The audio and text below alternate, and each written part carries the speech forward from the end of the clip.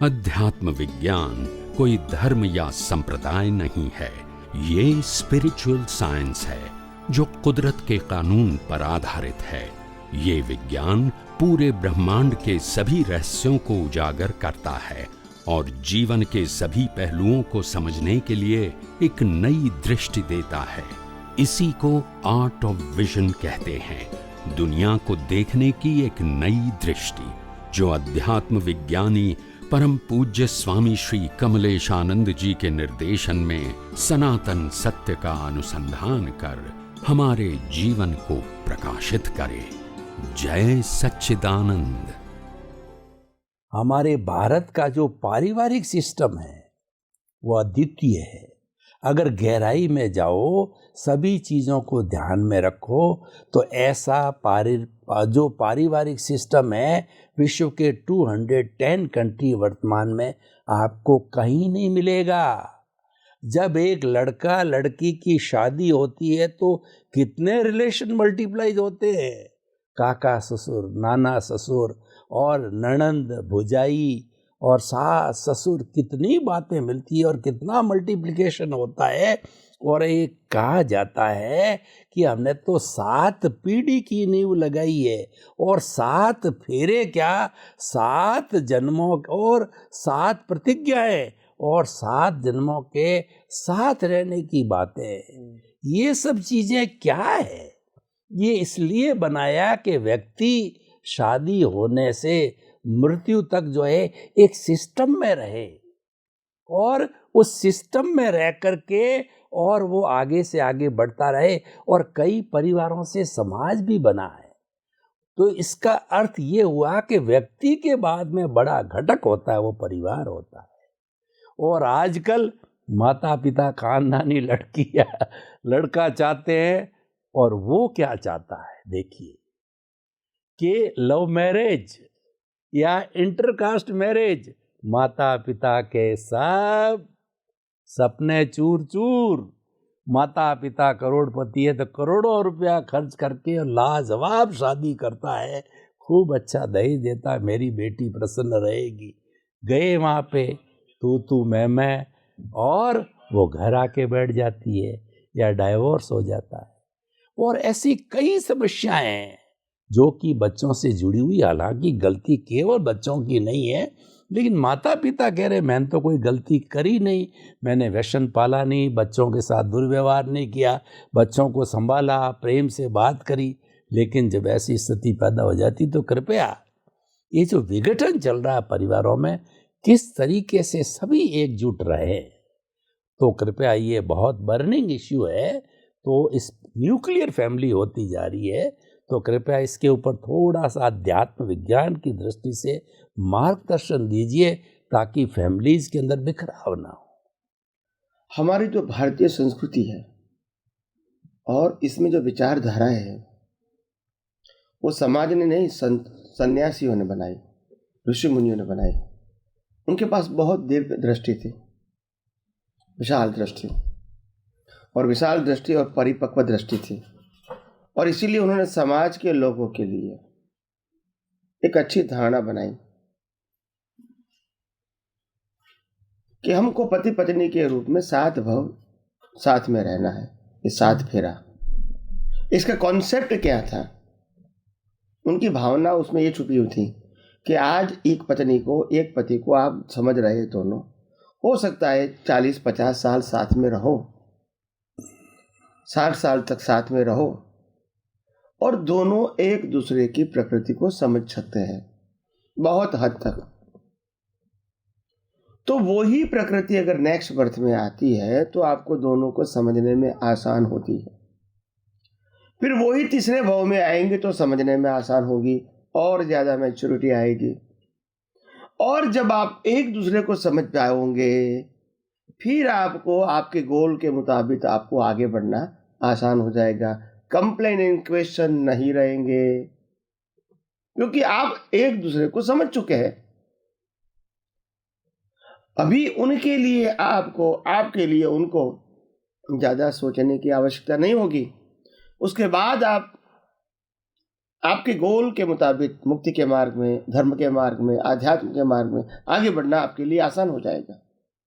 मगर आज क्या होता है, पति पत्नी तो पढ़े लिखे तो है ही, हो सकता है दोनों नौकरी भी करते हैं, यानी पैसे की भी बात नहीं है, एजुकेशन की भी बात नहीं है, मगर दोनों का गोल अलग अलग है। दोनों का गोल एक दूसरे के साथ एडजस्ट होने में नहीं है। दोनों का गोल यही होता है कि मैं अपना जीवन जो बिता रहा हूं, ये मेरी चॉइस है या उनकी चॉइस है। जहां तक साथ में रहते हैं इतना ही एडजस्टमेंट की बात है, और उसके बाद जैसे 1 2 3 4 5 6 7 8 9 10 साल हो जाते हैं, शादी करने के बाद बच्चे भी हो जाते हैं, फिर सोचते हैं कि कोई बात नहीं, चलो भाई कैसे भी करके बच्चे को बड़ा कर दो। ऐसे करते वो बच्चे को बड़ा करने में अपना मन लगा देते हैं, और पति होता है तो समझते हैं कि मैं पैसा कमा रहा हूँ ताकि मेरा परिवार चले, उसमें मन लगा देता है। अभी एक दूसरे के साथ एडजस्ट होने की बात समाप्त हो गई। समझते नहीं है, वो जीते हैं साथ में, और बार बार टकराव होता है क्योंकि एक दूसरे को समझने की कोशिश ही नहीं करते। वो सोच चली गई। अगर सात बहू की बात होती तो मैं क्या कहूंगा, भैया तो सात बहू की बात है, आखिर झगड़ा करने से क्या फायदा। एक दूसरे को समझना पड़ेगा, एक दूसरे के साथ एडजस्ट होना पड़ेगा, एक दूसरे को सहयोग करना पड़ेगा, और हम दोनों मानते हैं कि हम एक दूसरे के बिना अधूरे हैं, जीवन में भी, परिवार में भी, धर्म में भी और मुक्ति के मार्ग में भी। तो क्यों न हम एक दूसरे को समझने की कोशिश करें। हम ये नहीं कहेंगे कि मेरी मर्जी के मुताबिक तुम चलो और तुम्हारी मर्जी के मुताबिक मैं चलूं, ये बात नहीं है, मगर समझने की कोशिश करने का मतलब दोनों की प्रकृति को एक दूसरा एडजस्ट हो जाता है समझ के बाद, और दोनों का एक ही ध्येय होना चाहिए कि मुझे मुक्ति चाहिए। एक दूसरे को कंप्लेन ना करके एडजस्ट होकर जीना है, जीवन के अंतिम सांस तक जीना है। हो सकता है सुख दुख का संजोग आ सकता है, फिजिकली, मेंटली, इकोनॉमिकली प्रॉब्लम्स आ सकते हैं, हमको तो एडजस्ट होकर ही जीना है। एक दूसरे जीवित व्यक्ति के साथ एडजस्ट होकर जीवन जीना है। पैसा कम है ज़्यादा है वो इम्पोर्टेंट बात नहीं है। वो खाना मिलता है, कपड़ा मिलता है, रहने के लिए छत है, वो मिनिमम रिक्वायरमेंट हमारी होनी चाहिए। बाकी जो मिलता है वो एक्स्ट्रा आइटम है, वो मिले या न मिले हमारे जीवन में क्लेश नहीं होना चाहिए। मगर आज क्या होता है, खाना भी मिलता है, कपड़ा भी मिलता है और रहने का भी मिलता है।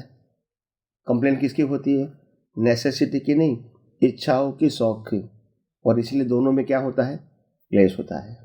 वो जब क्लेश होता है तो ये क्लेश आज की बात नहीं है, इसके दिमाग में से एक दूसरा निकाल देते हैं कि नेक्स्ट बेस्ट में मेरी यही वाइफ चाहिए, ये हस्बैंड चाहिए, वो निकाल दिया।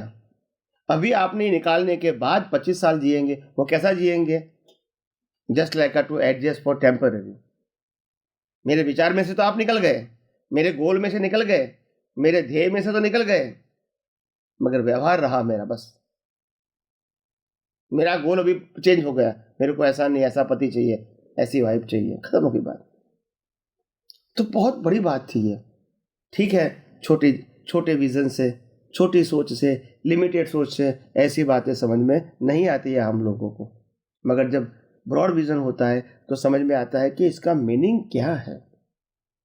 आप समझे? तो इसीलिए घर में, परिवार में भी ऐसा होता है, उसका कारण यही है। और पहले ज़माने में ऐसे करीब 100, 200, 300, 400, 500 साल पहले की बात करेंगे तो पति पत्नी को एक तो मालूम है कि हमको पूरी ज़िंदगी साथ में ही बिताना है, और इसीलिए अलग होने का तो सवाल है ही नहीं। चाहे कंप्लेन करूं, चाहे गुस्सा करूं, वो भी कंप्लेन करे, गुस्सा करे, साथ ही रहना है। और इसीलिए झगड़ा भी वो कम करते थे। लोग कहते थे कि आप तो कमज़ोर हो, आप तो सहन करते हो। नहीं, एक्चुअली वो सहन नहीं करते थे। वो जानते थे कि जलाना भी हमको है, बुझाना भी हमको है, ऐसी प्रक्रिया क्यों करेंगे, उससे बेटर कीप मम एंड एडजस्ट। मैं भी इंसान हूँ, वो भी इंसान है, समझ जाएंगे कि मैंने गलती किया है, बहुत हो गया। कि झगड़ा करने से ही मालूम होगा इसको कि उन्होंने गलती किया, मैं कहूँगा तो ही मालूम होगा इनको कि गलती किया, क्या उसको मालूम नहीं है? मगर जब अहम आ जाता है तो सही बात भी गलत लगती है। अहम आ जाता है तो सब कुछ दाव पे लगा देते हैं।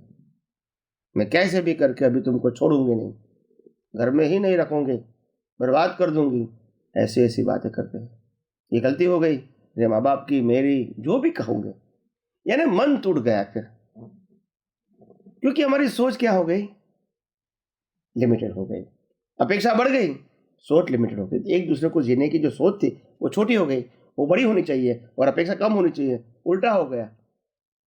सोच बड़ी होनी चाहिए तो छोटी हो गई, अपेक्षा कम होनी चाहिए तो बड़ी हो गई, और हमारा सबका जीवन क्या हो गया, एकदम डिफिकल्ट, क्लेश वाला। और थोड़े समय के बाद ही हम अपनी सोच को बदल देते हैं कि नहीं, भले जिएंगे साथ में, ऐसा हस्बैंड नहीं चाहिए, ऐसी वाइफ नहीं चाहिए। आप समझो कि हस्बैंड वाइफ के साथ दोनों को जीना है 15, 20, 25 साल, ऐसी सोच बदलने के बाद भी वो जीवन कैसा रहेगा? जब मेरी सोच में आपका इंटरेस्ट नहीं है, आपकी सोच में मेरा इंटरेस्ट नहीं है, तो क्लेश तो होना ही है। जब वैल्यू ही नहीं है आप मेरे विजन में, सिर्फ हम निभा रहे समझते, इंटरेस्ट नहीं है, निभा रहे, समाज की बदौलत, बच्चों की बदौलत, परिवार की बदौलत हम संभाल रहे हैं, मगर इंटरेस्ट नहीं रहेगा, वैल्यू नहीं रहेगा, और क्लेश तो होगा ही, कंप्लेन भी होगी, क्योंकि आपको पसंद नहीं है ना। और जब आपको मालूम है कि नहीं सास बहू तक यही रहने वाला है, तो गलती भी करेगा तो कोई कहेगा कि तुम्हारे हस्बैंड तो ऐसा करता है, नहीं वो तो कभी कभी करता है, ठीक है, मेरी गलती हो गई तो गुस्सा हो गया, उनका स्वभाव है, वास्तव में वो दिल के बहुत बड़े, ऐसे करके आप उसको मोड़ देंगे। तो बात यही है, हमारी दृष्टि की बात है। जब हमारी दृष्टि छोटी हो जाती है, संघर्ष बहुत बढ़ जाता है। जब हमारी दृष्टि विशाल हो जाती है, संघर्ष होता ही नहीं है, या तो बहुत कम होता है। तो इसीलिए मैं समझता हूँ कि आज के युवा युवती भी जिस प्रकार से शॉर्ट टेम्पर होते हैं, हर चीज़ों को इंस्टेंट मानते हैं, खाना भी इंस्टेंट, कपड़ा भी इंस्टेंट, मकान भी इंस्टेंट, नौकरी भी इंस्टेंट, बार बार बदलते रहो, ऐसे लाइफ में मैरिज को भी इंस्टेंट मानते हैं। आज पसंद आया साथ में रहेंगे, नहीं पसंद आया तो अलग हो जाएंगे। तो ये कोई वैल्यू नहीं रही, मशीन जैसा हो गया। इंसानियत और मुक्ति का गोल वो नहीं रहा, मोह का, सुख का, आनंद का साधन। और वो जहाँ तक मेल जुल होती है तो हम साथ में रहेंगे, नहीं तो नहीं रहेंगे। ये लिमिटेड सोच के कारण वो नहीं मालूम कितने भाव भगड़ते हैं हमारे दोनों के, और बच्चे की बर्बादी होती है वो तो अलग। जब माँ बाप का प्रेम नहीं मिलेगा, माँ बाप ही झगड़ते रहेंगे, आप संस्कार क्या देंगे बच्चे को? तो इसीलिए मैं समझता हूँ ये आध्यात्म विज्ञान यही कहता है, कम से कम आपकी सोच बहुत ब्रॉड बनाओ, छोटी मत बनाओ।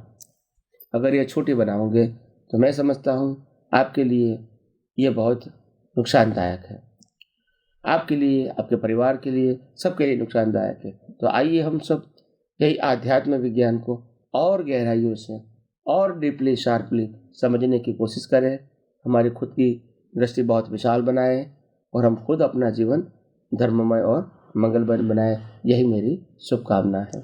स्वामी जी, हमारी भारतीय संस्कृति में पुरुषार्थ की बात बहुत कही जाती है, और 4 पुरुषार्थ बड़े बड़े बताए गए वेदों से। पुरुषार्थ चतुष्टय, काम, अर्थ, धर्म और मोक्ष। काम और अर्थ हमारा ये सांसारिक जीवन चलाने के लिए आवश्यक होता है, और धर्म एक ब्रिज है, मुक्ति तक पहुंचने का जो ब्रिज है धर्म है। एक तरफ काम और अर्थ वाला व्यक्ति, पारिवारिक गृहस्थी व्यक्ति खड़ा है आवश्यकता को लेकर के, और उस धर्म रूपी ब्रिज में पहुंच करके जो दूसरा किनारा है, मुक्ति का किनारा पहुंचता है। ये उन्होंने बताया कि अर्थ और काम के साथ में धर्म को रखोगे तो मुक्ति जाओगे, और धर्म को अवॉइड कर दोगे तो अर्थ और काम में आप हमेशा इस आवागमन के चक्कर में घूमते रहोगे, मुक्ति की कोई बात नहीं होगी। समग्रता से उन्होंने पुरुषार्थ चतुष्टय बताए। तो कृपया अध्यात्म विज्ञान की दृष्टि से इस पुरुषार्थ चतुष्टय का क्या मीनिंग है और कैसे लागू किया जा सकता है, क्या अर्थ है, कृपया पूरे सिस्टम को, दोनों को जोड़ के बताइए। हमारे समाज में ऋषि मुनियों ने मानव समाज के लिए धर्म, अर्थ, काम और मोक्ष, ये 4 प्रकार के पाए बताए, पिलर्स, 4 पिलर्स, धर्म, अर्थ, काम और मोक्ष।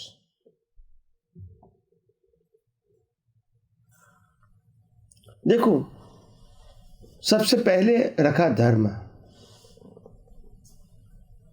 अर्थ नहीं रखा। सबसे पहले रखा धर्म, अर्थ, काम और मोक्ष। हमारी जो वर्ण व्यवस्था थी, आश्रम व्यवस्था, ब्रह्मचर्य आश्रम, गृहस्थाश्रम, वानप्रस्थाश्रम और संन्यासाश्रम, उनके साथ ही वो चीज जोड़ दिया कि सबसे पहले धर्म होना चाहिए। धर्म का मतलब केवल भगवान को जानना वो नहीं। धर्म का मतलब होता है हम इंसान होने के नाते हमारे में इंसानियत रहे। हम मुक्ति के बारे में भी कुछ सुने, पढ़े, समझे। हम इंसानों के लिए भी कुछ मानवता के लिए सोचे, और मुक्ति के लिए भी हम सोचेंगे, धर्म के लिए भी सोचेंगे, समाज के लिए भी सोचेंगे और राष्ट्र के लिए भी सोचेंगे, हमारे खुद के लिए भी सोचेंगे। ये हमारा धर्म है। मतलब खुद के सोचने के अलावा पूरे विश्व के लिए स्टेप बाय स्टेप सोचना, उसमें धर्म भी आ जाता है, समाज भी आ जाता है, राष्ट्र भी आ जाता है और विश्व भी आ जाता है। ये हमारा धर्म है। धर्म का मतलब होता है धारण करने की चीज। ये रातों रात की बात नहीं है। हर बातों में धर्म बीच में आना चाहिए। धर्म का मतलब नॉट ओनली रिलीजन। धर्म का मतलब होता है एज अ ह्यूमन, ये मेरा गोल होना चाहिए। मेरा खुद का जीवन पवित्र होना चाहिए, लोगों के लिए हेल्पफुल होना चाहिए, लोगों के लिए मार्गदर्शक होना चाहिए। तो कहने का मतलब ये है, इस प्रकार का हमारा धर्म, अर्थ, काम और जो मोक्ष है, उसमें सेकंड आता है अर्थ। तो अर्थ धर्म के बाद आता है, यानी अर्थ के अंदर भी धर्म जुड़ा होना चाहिए। बिना धर्म अर्थ की कोई वैल्यू नहीं है। अर्थ का मतलब होता है पैसा कमाओ, न्याय और नीति होनी चाहिए, इसमें भी मानवता होनी चाहिए।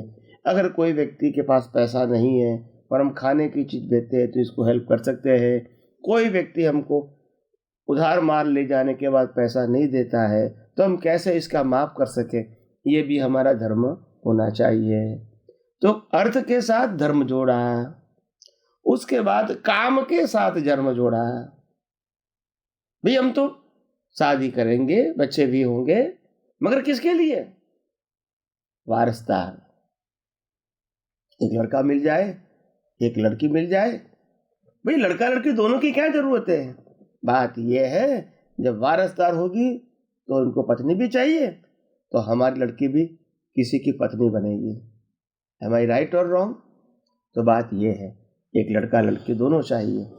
और बाद में ये भी धर्म बताएंगे कि हम विषय वासना के लिए नहीं, मगर अपनी परंपराओं को जीवित रखने के लिए एक बच्चा और बच्चे बनाएंगे। तो काम के अंदर भी धर्म को जोड़ा, और लास्ट में धर्म, अर्थ, काम और मोक्ष। मोक्ष में भी यह धर्म क्या होता है? सहायक होता है।